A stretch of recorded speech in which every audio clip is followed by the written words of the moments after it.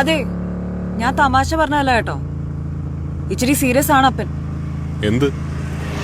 അല്ല, അപ്പൻ എന്നെ ലൈറ്റായിട്ട് പുഷ് ചെയ്യുന്നുണ്ട്. എന്തിന്? കല്യാണക്കാര്യം. ഓ അതോ. ഒരു വർഷമൊക്കെ ഞാൻ ഈസി ആയിട്ട് പിടിച്ചു നിൽക്കും. പക്ഷെ അത് കഴിഞ്ഞാൽ പിടികൊടുക്കേണ്ടി വരും.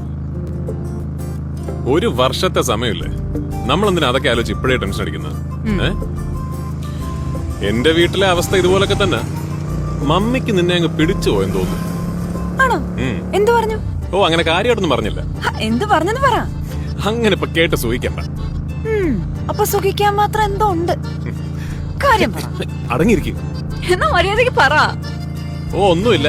നിന്നെ സാരി എടുത്ത് കണ്ടപ്പോ മമ്മിക്ക് അങ്ങ് ബോധിച്ചു പോയി, ചുഞ്ഞരിയായിട്ടുണ്ടെന്ന്.